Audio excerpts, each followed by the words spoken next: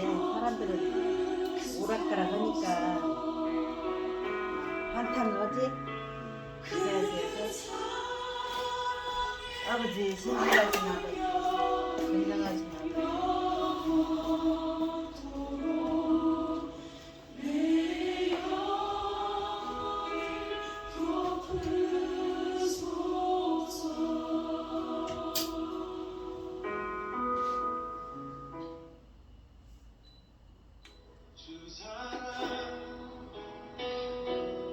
거친 풍랑에도 기쁨 많아서 나를 잠잠케 그 사랑 내 영혼의 반석 그 사랑 위에서 주 사랑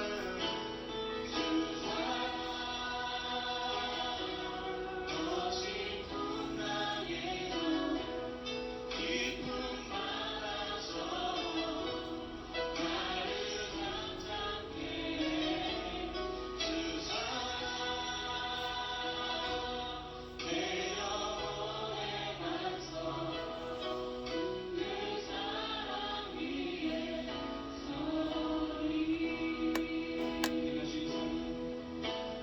내가 주인 삶 모든 것 내려놓고 내 주 대신 주 앞에 나가 모든 것 내려놓고 주님만 사랑해 내가 주인 삼은 모든 것 내려놓고 내가 주인 삼은 모든 것 내려놓고 내 주 대신 주 앞에 나가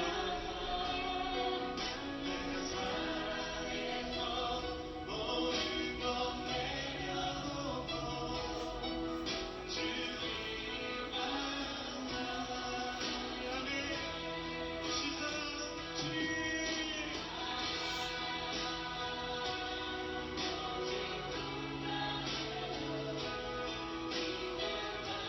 나의 무엇이네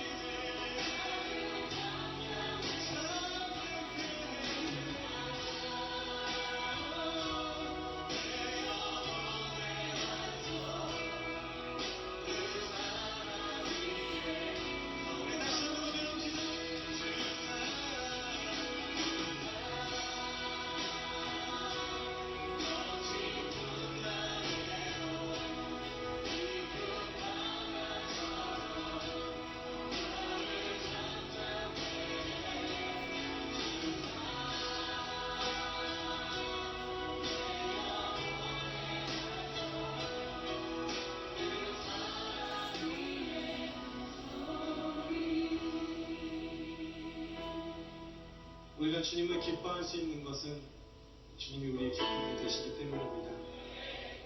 이미 우리 안에 완벽하게 주님께서 이루신 것 때문에 그리고 이루실 것을 우리가 신뢰하기 때문에 하나님이 완전하시기에 내가 나의 삶과 환경을 기뻐하기보다 나의 삶을 인도하실 주님을 기뻐하는 것임을 고백합니다. 주님, 우리가 주님의 사랑 가운데 있음을 감사합니다.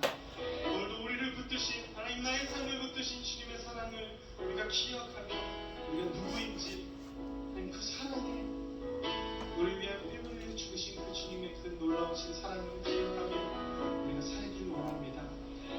우리가 주의 사랑을 기억하며 다시 한번 이 찬양 드리며 주 앞에 나아갔으면 좋겠습니다. 하나님, 나의 삶을 붙드신 주님, 나의 삶을 덮으신 주님의 은혜와 사랑을 감사합니다.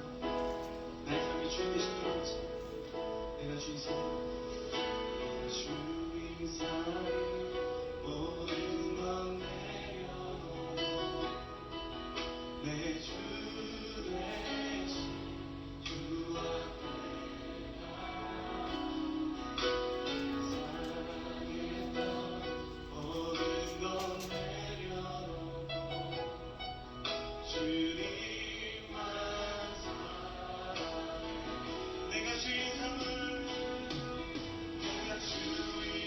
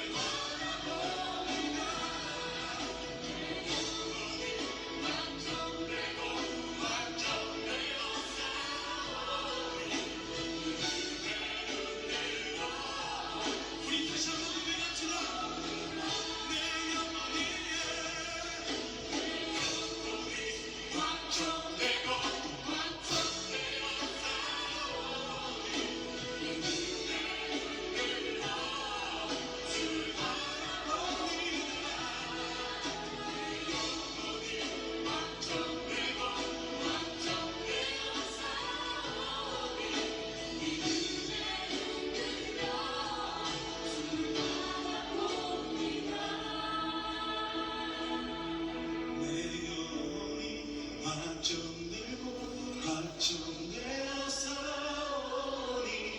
믿음의 눈 들어 주를 바라봅니다. 내 영혼이 확정되고 확정되어서오니 믿음의 눈 들어 주를 바라봅니다. 내 영혼이 확정되고 확정되어서오니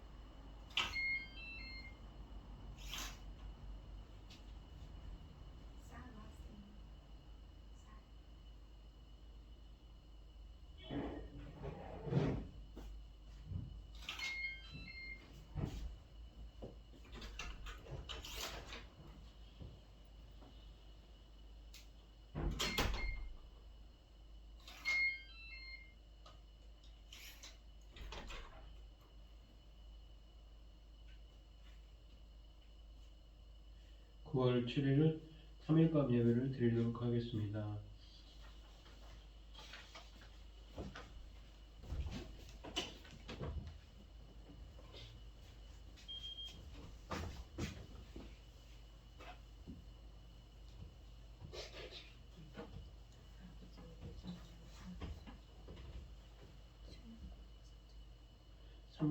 사도신경 하심으로 신앙 고백하시겠습니다.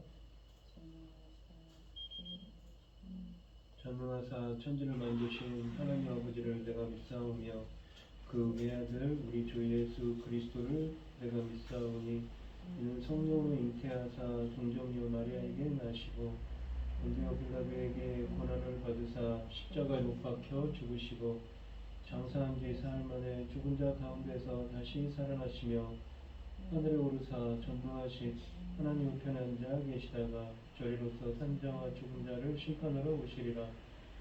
성령을 믿사오며 거룩한 공예와 성도가 서로 교통하는 것과 죄를 사하여 주시는 것과 몸이 다시 사는 것과 영원히 사는 것을 믿사옵나이다.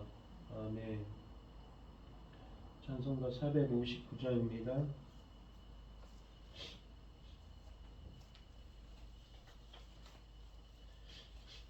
누가 주를 따라 섬기려는가? 누가 죄를 떠나 주만 따를까? 누가 주를 섬겨 남을 구할까? 누가 주의 뒤를 따라가려나? 부르심을 받아 주의 은혜로 주를 따라가네 주만 따르네 세상 영광 위에 따름 아니요 크신 사랑이네 주만 따르고 주가 내려주신 은혜 힘입어 주의 뒤를 따라 힘써 일하네 부르심을 받아 주의 은혜로 주를 따라가네 주만 따르네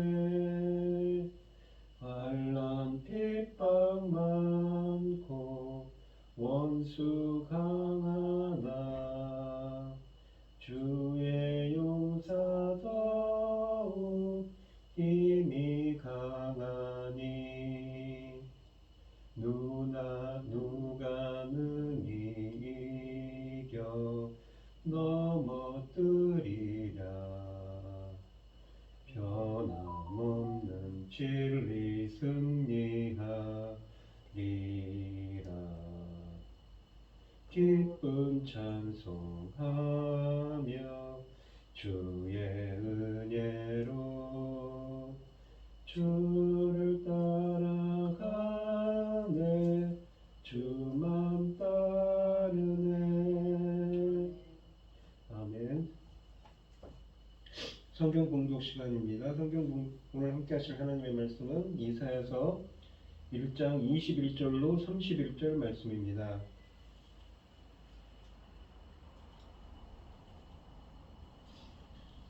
이사야서 1장 21절로 31절입니다. 교독을 하도록 하겠습니다. 성경 공독하시고 고연희 집사님 기도해 주시겠습니다. 신실하던 성읍이 어찌하여 창기가 되었는고 정의가 거기에 충만하였고 공의가 그 가운데에 거하였더니 이제는 살인자들 뿐이로다. 내 은은 찌꺼기가 되었고 내 포도주에는 물이 섞였도다.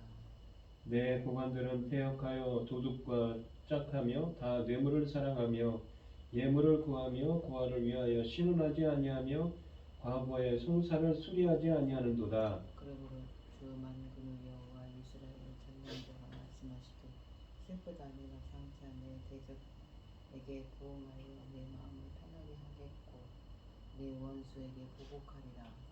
내가 또 내 손을 내게 돌려 내 찌꺼기를 잿물로 씻듯이 녹여 청결하게 하며 내 혼잣말을 다 제하여 버리고 내가 내 재판관들을 처음과 같이 내 문사들을 돌려와 같이 회복할 것이라.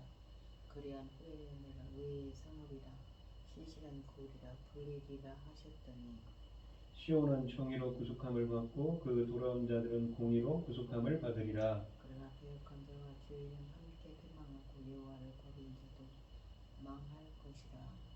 너희가 기뻐하던 상수리나무로 말미암아 너희가 부끄러움을 당할 것이요 너희가 택한 동산으로 말미암아 수치를 당할 것이며 너희는 잎사귀 마을 상수리 나무 같을 것이 부르는 동산 같으리니 강한 자는 사물하게 같고 그의 행위는 불티 같아서 함께 탈 것이나 끌 사람이 없으리라. 아멘. 여호와께 감사하라. 그는 선하시며 인자하심이 영원하니로다. 여호와의 속량을 받은 자들은 이같이 말할지어다. 여호와께서 대적을 통해서 그들을 속량하사 동산 한복각 지방에서부터 모으셨도다. 그들이 광야 사막길에서 방황하며 거주할 성을 찾지 못하고 줄이고 목이 말라 그들 영혼이 그들 안에 피곤하였도다. 이에 그들을 근심 중에 여호와께 부르시매 그들을 고통에서 건지시고 또 바른 길로 인도하사 거주할 성읍에 이르게 하셨도다. 여호와의 인자하심이 인생에게 행하신 기적으로 말미암아 그를 찬송하리로다. 그가 사모하는 영혼에게 만족을 주시며 줄인 영혼에게 좋은 것으로 채워 주시리로다. 아멘. 천지 만물을 지으신 전능하신 하나님 아버지, 어리석고 고달고달한 저희를 자녀 삼으시고 아버지 앞에 그 아버지의 사랑 가운데 살게 하심을 감사합니다. 어지럽고 혼란스러운 이 세상에서도 이 시간 하나님 앞에 예배 드릴 수 있도록 인도하심을 감사합니다. 저희 나라를 제사장 나라로 세우셨는데 아버지 기뻐하신 길로 가지 못하고 너무나 죄송합니다. 전능하신 하나님 아버지, 지금 천금 같은 열매가 나오는 시대입니다. 이 귀한 시대의 열매로 나오는 말씀을 강단에 세우셨으니 아버지 감사합니다. 아멘. 이 말씀을 하나님이 기뻐하시는 이 말씀으로 하나님을 기뻐하시는 자들이 넉넉히 나올 수 있도록 전능하신 아버지 하나님께서 친히 인도하여 주시옵소서. 이 천금보다도 귀한 열매가 나오는 이 시대에 아버지 그 열매 하나님의 그 천금 같은 열매들을 꿀꺽꿀꺽 삼키는 사탄의 종자들이 활기를 치고 있습니다. 아버지 하나님 도와주시옵소서. 천금 같은 귀한 하나님의 자녀들이 아버지 하나님 그들에게 아버지 함부로 여김을 받지 않게 하여 주시옵소서. 이 모든 말씀 억만 죄악 가운데서 우리를 구원해 주신 예수 그리스도 이름으로 기도합니다. 아멘.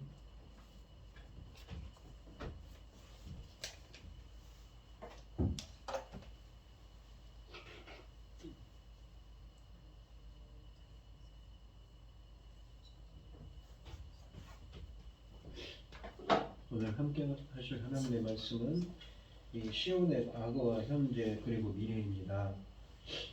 이 전에 이사야서 1장 1절로 20절을 한 적이 있습니다. 이사야서 강의 유튜브 채널에 보시면 죄송합니다. 나와 있는데요. 거기 보시면 이 하나님께서 한마디로 이 이스라엘 백성들에게 1장 13절에 가증하다는 표현을 씁니다. 가증하다는 건 우상 숭배하는 것과 똑같거든요. 왜 그런가 하면 그들이 밖에서는 악을 행합니다. 하나님 보시기에 정말 가증한 악을 행하는데 안식일마다 와서 하나님께 제사를 드리고 예배를 드리죠. 그래서 가증하다는 얘기를 합니다. 그래서 하나님께서는 그들에게 심판을 말씀하시고 회개하면 용서해 주시겠다고 또 말씀하셨죠. 이 이스라엘이 하나님께 등을 돌려 반역한 것에 대한 증거 제시를 잠시 멈추고 이 본문에서는 회개를 권면했던 선지자가 다시 본론으로 돌아왔습니다. 이번에는 이스라엘이 하나님을 거역한 두 번째 증거로 파괴된 가치관과 윤리를 문제 삼고 있습니다. 이스라엘은 하나님의 율법이 요구하는 그러한 도덕적 윤리적 기준에 따라 살지 않았던 것이지요. 하나님은 신실한 성읍을 창조로 만든 이스라엘 고관들의 죄를 고발하시고 심판을 통해 창기가 된 도성을 정화하고 회복하실 것을 또한 말씀하십니다. 21절 말씀을 보시면 신실하던 성읍이 어찌하여 창기가 되었는고 정의가 거기에 충만하였고 공의가 그 가운데에 거하였더니 이제는 살인자들 뿐이로다. 이 21절 말씀은 히브리어 성경에는 어찌하여 라는 말로 시작합니다. 에크라는 감탄사죠. 어찌하여. 이 에크라는 말은 애가를 시작하는 게 슬픈 노래를 시작하는 전문 용어입니다. 주의 백성들에 대한 도저히 믿기 어려운 일을 목격하고 망연자실해서 극도로 슬픈 노래를 부르고 있는 것입니다. 이사야가 애가를 시작하는 이유는 주의 백성의 하나님에 대한 불순종 때문입니다. 이사야는 한때 하나님께 참으로 신실하던 성읍 시온이 어느덧 창녀로 전락했다며 한탄합니다. 구약성경에서는 나라나 성읍이 창녀가 된다는 것은 하나님을 버리고 우상을 숭배하는 것을 의미합니다. 이 성경에서는 이스라엘이 하나님과 언약을 맺은 언약 백성으로 표현하는데 하나님과 그 언약을 맺은 언약 백성의 관계를 결혼 관계로 설명합니다. 신의 산에서 하나님과 언약을 맺은 것은 곧 신부가 되어 하나님을 남편으로 맞이한 것이라는 것이죠. 그런데 다른 신을 섬기는 것은 간음을 범했다는 것입니다. 그래서 창녀라고 하는 것이지요. 이 본문에서도 하나님께 등을 돌린 예루살렘 주민들이 창녀로 전락한 것으로 묘사됩니다.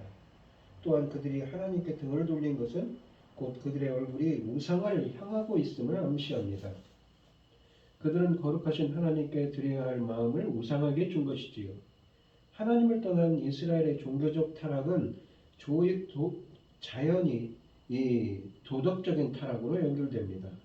하나님께 신실하던 성읍이 우상을 숭배하자 정의와 공의로 거룩하던 사회가 악인들로 가득하게 되었습니다.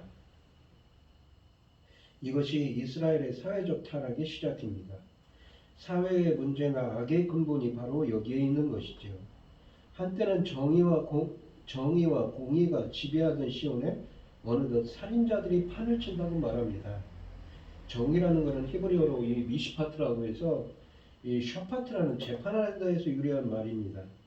판결, 정의를 뜻하죠. 이 말은 인간과 인간 사이의 관계를 규정하는 하나님의 의로우신 심판에 관한 것입니다. 그러니까 윤리적인 개념이 상당히 강한 거죠. 사람과 사람 사이의 관계니까요.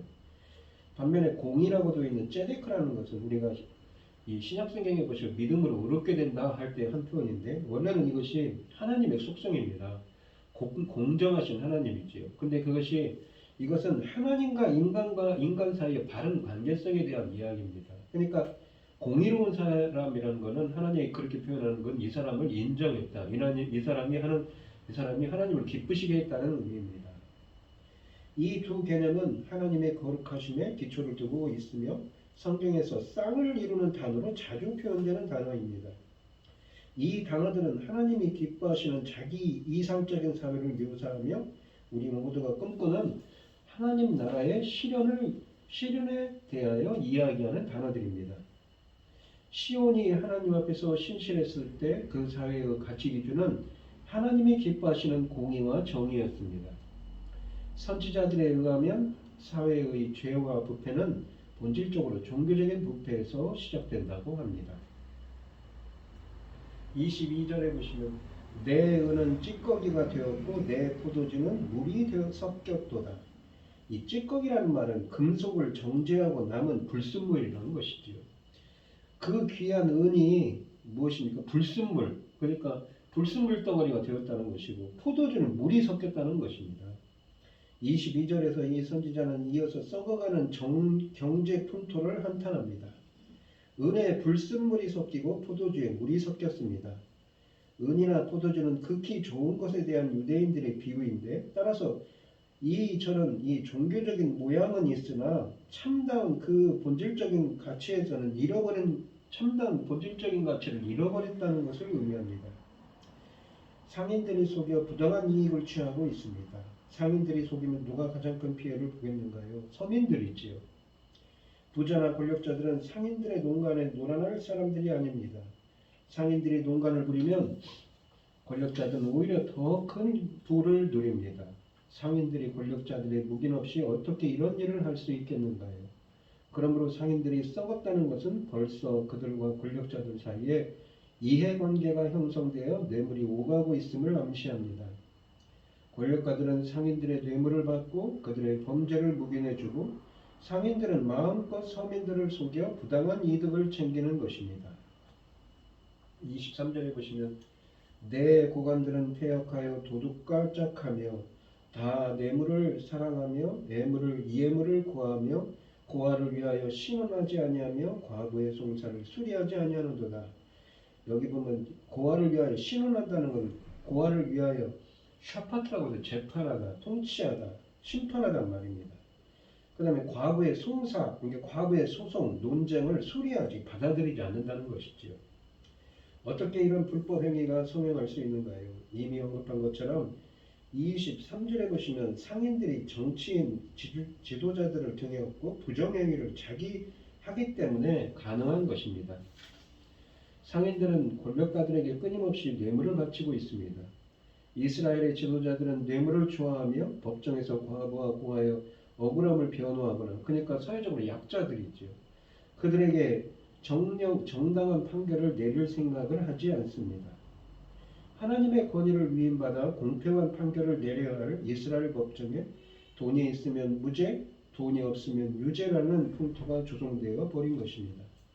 이러한 상황에 분노하신 하나님이 이스라엘의 지도자들과 재판관들을 반역자들, 도둑놈들의 짝이라며 맹렬하게 비난하고 계십니다. 24절에 보시면 그러므로 주 만군의 여호와 이스라엘의 전능자가 말씀하시되 슬프다 내가 장차 내 대적에게 보응하여 내 마음을 편하게 하겠고 내 원수에게 보복하리라. 거룩하신 하나님이 보응하여 보복하리라 라는 말은 하나님께서 복수한다는 말입니다. 거룩하신 하나님이 온갖 악으로 얼룩진 사회, 주께서 주신 아름다운 가치들을 남김없이 내팽개친 이 이스라엘을 방관하실 리가 없습니다. 여호와께서 그들을 심판하실 것을 선언하십니다. 하나님이 얼마나 분노하셨는지 자기 백성을 향해 나의 대적, 나의 원수에게 분노를 쏟겠다고 하십니다. 성전에서 하나님이 치시는 이스라엘의 원수들에게나 어울리는 표현들입니다. 한때는 하나님이 가장 귀한 보물로 대하셨던 주의 백성이 어느덧 주님의 원수와 대적이 되어 있습니다. 참으로 충격적인 일이 벌어지고 있는 것이지요. 주의 백성이 주의 원수가 되었습니다. 이 모든 것은 주의 백성이 하나님의 부르심에 합당한 삶을 살지 않고 주님이 주신 말씀에 순종하지 않았기 때문입니다. 자신이 가장 사랑하는 백성을 원수, 대적이라고 부르시는 하나님의 심정은 어떠할까요? 이 모든 상황을 즐기시고 계실까요? 아니면 특별한 감정 없이 묵묵히 이 형을 집행하는 재판관의 마음이실까요? 아닙니다. 하나님의 마음은 요동치며 감정이 격해져 있으십니다. 이 같은 사실은 하나님께서 이 중반절에 보시면 내가 나의 대적, 나의 원수를 심판하겠다라는 선언이 24절에서 애가를 시작했던 슬프다로 시작하고 있다는 것에서 확실하게 드러납니다. 백성에게 심판을 선언하시는 이 하나님의 마음은 더없이 아프고 그분의 눈에는 눈물이 고여 있는 것이지요. 25절에 보시면 25절에 보시면 내가 또 내 손을 내게 돌려 내 찌꺼기를 잿물로 씻듯이 녹여 청결하게 하며 내 혼잣물을 다 제하여 버리고 라고 되어 있습니다. 여기 청결하게 하며라고 되어 청결하다는 건 깨끗하다는 말인데 하며라는 말이 또 뭐냐면 짜라프라고 해서 이 정금같이 재련한다. 그러니까 불순물을 빼고 재련한다는 말입니다. 짜라프라고 해서 그런 의미를 담고 있는 말입니다. 그리고 제하여버린다. 불순물을 제하여버린다는 건 불순물을 제거해버린다는 말입니다. 하나님은 이처럼 아파하시면서 백성에 대한 심판을 시작하십니다. 그러나 이게 웬일인가요? 하나님의 심판이 시작된 이후 주의 백성에게 임하는 변화는 세 가지로 전혀 기대하지 못했던 일들입니다. 또한 이 일들은 죄 지은 백성과 하나님이 함께 노력하여 이루어내는 결과가 아니라 전적으로 하나님이 하시는 일입니다. 첫째, 하나님이 손을 들어 자기 백성을 치시니 라고 되어 있는데 하나님께 맞은 백성이 죽는 것이 아니라 오히려 정결해진다고 이 상반절에 말씀하십니다.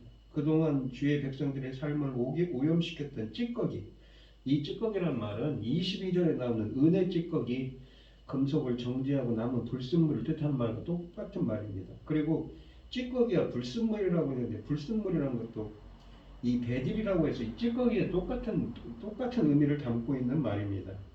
불순물을 뜻하지요. 그런 찌꺼기와 불순물이 제거가 된다고 25절에 말씀하십니다. 선지자는 앞에 22절에서 이스라엘의 은혜, 불순물, 찌꺼기가 섞였다며 비난했는데 하나님이 심판을 시작하시자 오히려 이스라엘의 그 불순물이 제거되는 것입니다. 이것이 선지자가 본문에서 사용하고 있는 세 가지 반전 중 그 첫 번째입니다. 하나님의 심판으로, 하나님의 징계로 인하여 불순물로 가득한 자들의 삶에서 강제로 불순물이 제거됩니다.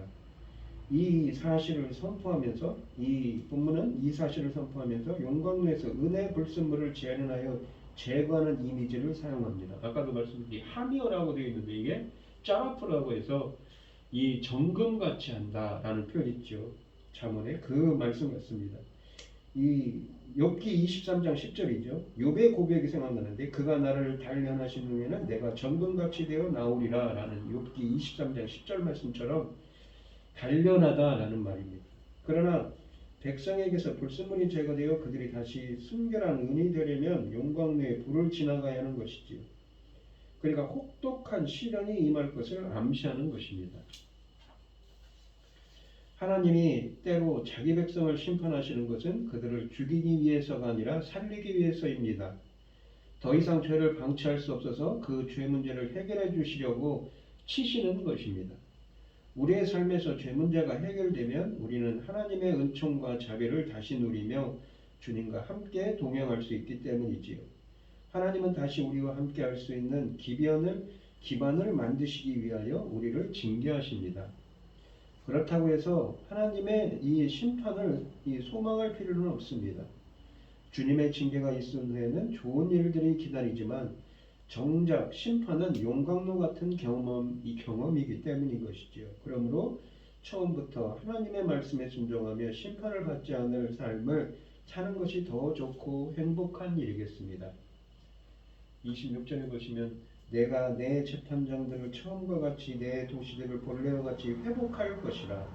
그리한 후에야 내가 의의 성읍이나 신실한 고업이나 불리리라 하셨나니 라고 되어 있습니다. 모사라는 말은 변호인을 뜻합니다.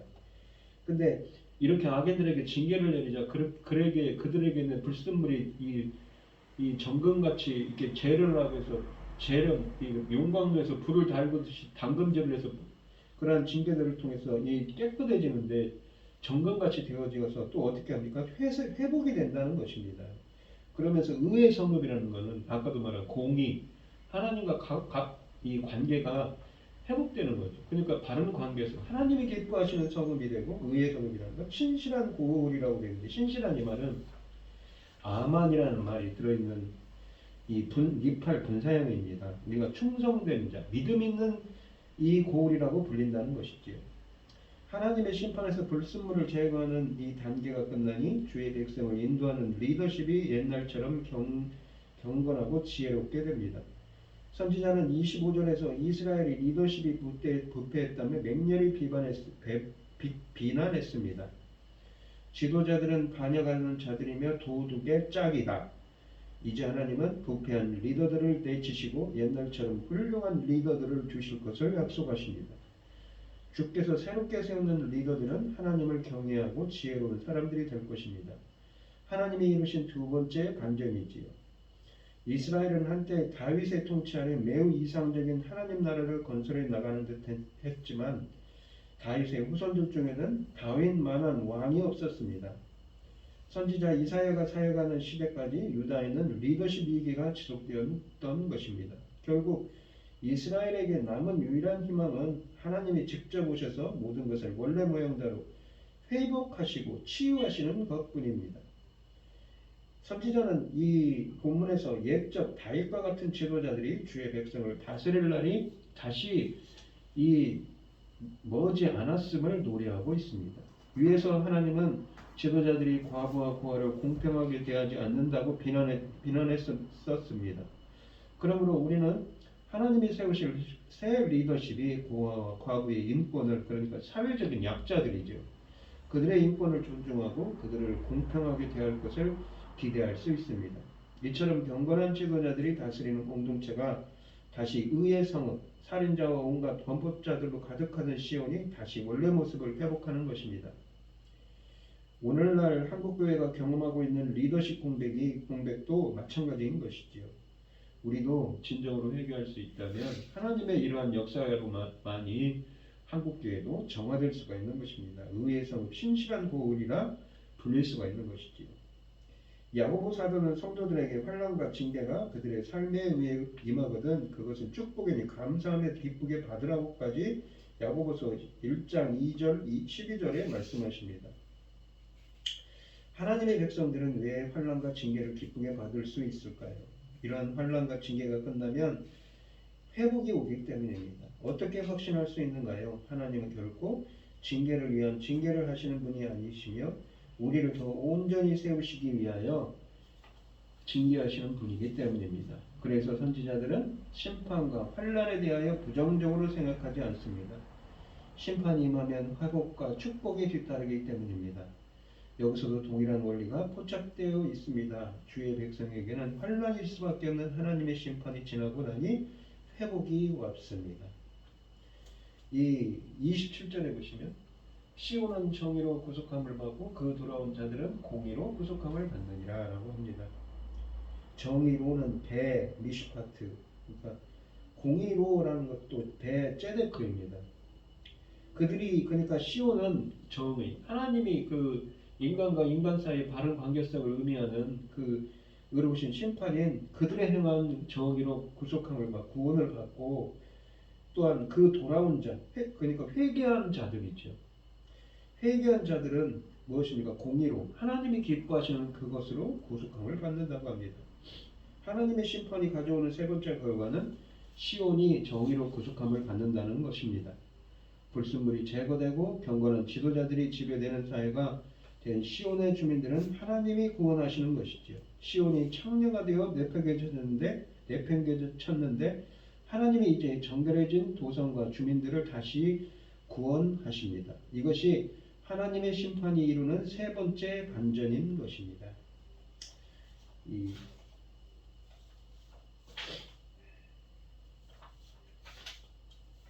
그리고 28절에 보시면 그러나 패역한 자와 죄인은 함께 패망하고 여호와를 버린 자도 멸망할 것이라. 우리가 이 27절에 보시면 정의로 구속함을 받고 돌아온 자들은 공의로 구속함을 받는다, 구원함을 받는다고 하니까 사람들은 행위 구원을 이야기합니다. 할 수가 있습니다. 근데 이건 행위 구원이 아니죠. 하나님께서 아까도 설명드렸듯이 그 악을 행한 자들에게 그들에게 심판을 내립니다. 징계를 내리는데 그들을 그 속에 있는 불순물들을 빼버리죠. 정말을 정화작용을 해서 그들이 공의와 정의를 행하도록 해서 구원을 한다는 의미입니다. 28절에 보시면 그러나 패역한 자와 죄인은 함께 패망하고 여호와를 버린 자도 멸망할 것이라. 여호와를 버렸다는 건 여호와를 떠났다는 말입니다.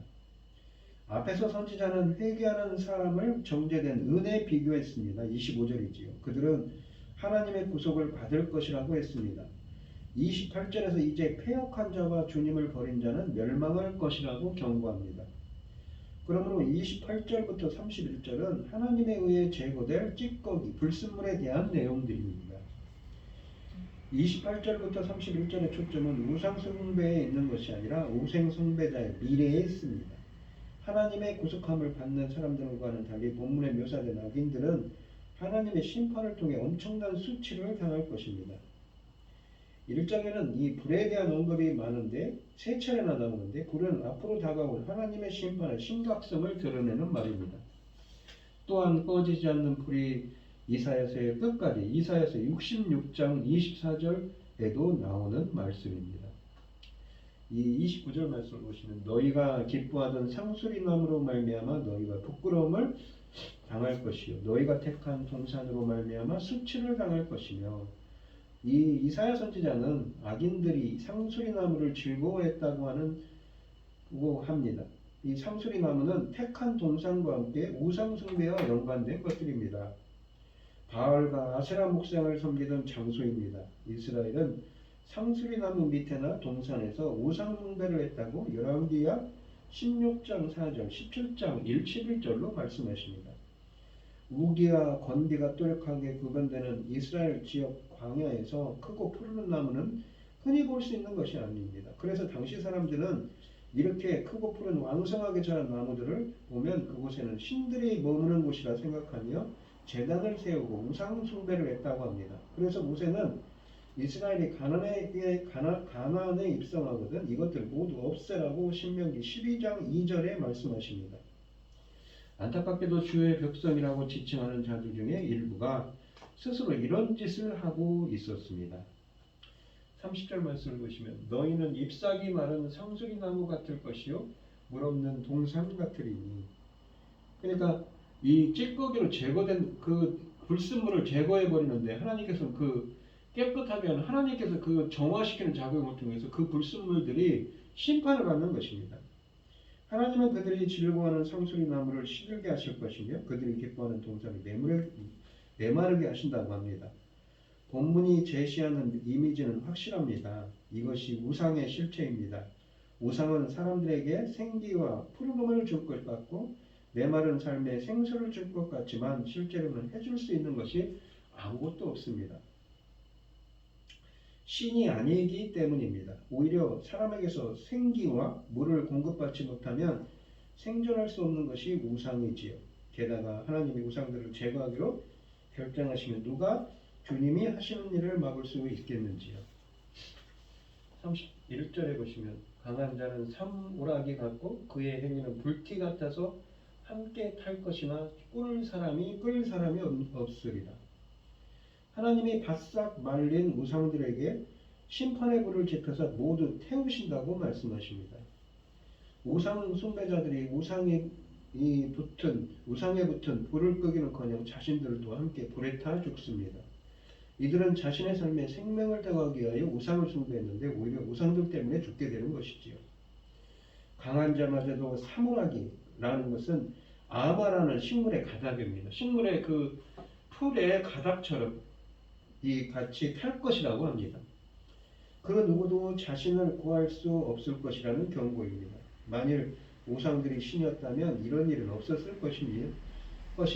그리고 하나님을 대항하여 싸웠을 것입니다. 그러므로 우상들이 하나님에 의해 잿더미가 된다는 것은 이것들은 실존하는 존재가 아니라 인간의 경건하지 못한 상상력이 만들어낸 피조물에 불과하다는 것을 암시합니다. 이것이 우상들의 실체인 것이지요. 또한 심판받아 타죽는 자들의 과거에 저지른 일들이 그들을 사르는 불이 될 것이라고 합니다. 성경은 우리가 평소에 선을 행하고 살아야 하는 이유 중 하나가 심판과 환란이 임하는 날 우리의 선이 우리를 변호하고 보호하는 역할을 하기 때문이라고 말합니다. 그런데 이들의 경우에는 지난 날들에 저지른 그 악행들이 그들을 사르는 불이 되고 그리고 그 불에 기름을 더하게 된다는 것입니다. 물론 하나님이 지피신 불이니 그 누구도 끌 수가 없다는 것이죠. 이 본문을 보시면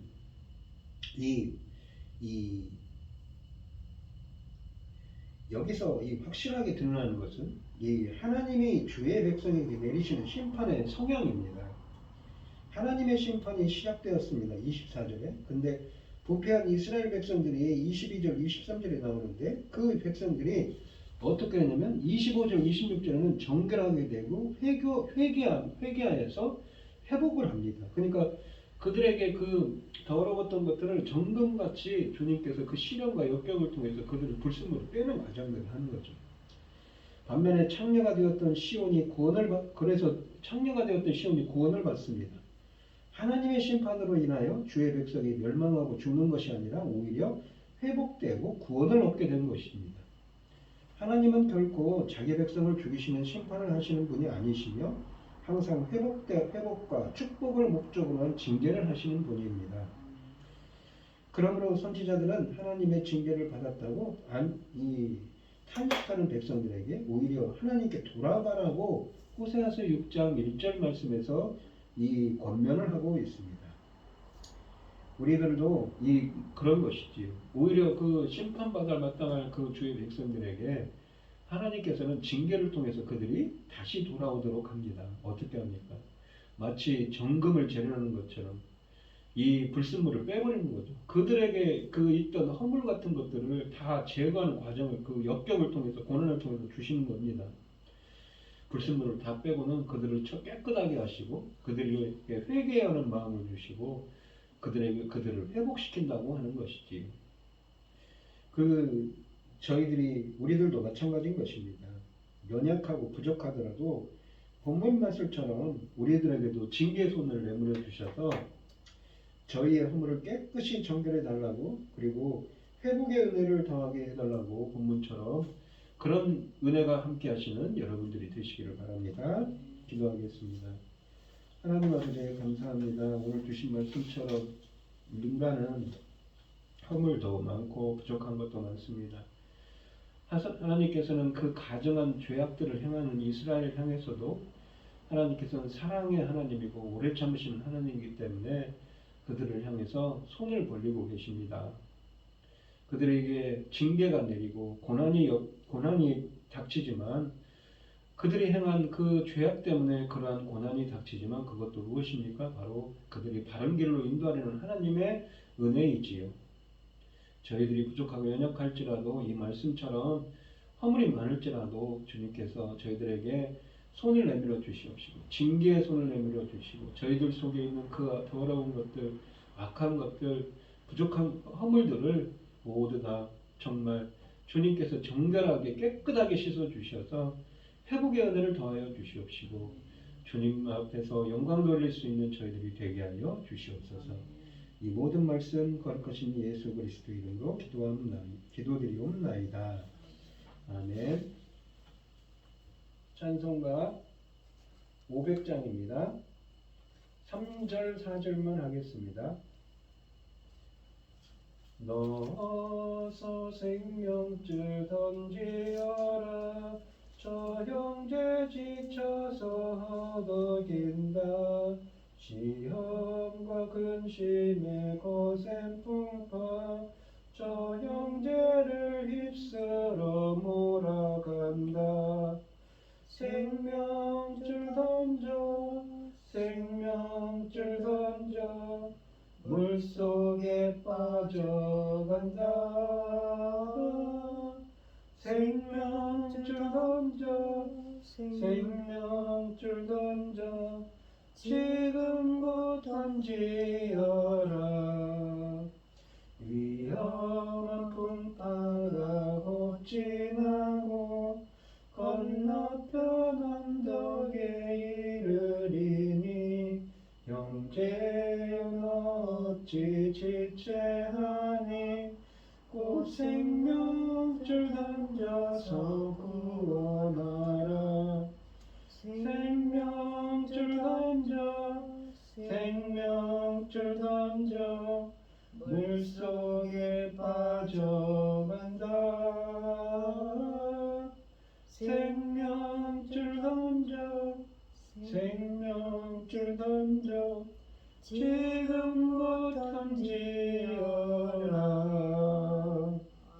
아멘. 이제는 주 예수 그리스도의 은혜와 하나님의 극진하신 사랑과 성령의 교통하심이 성도들 머리머리 위에 이제로부터 영원히 함께 있을지어다. 아멘.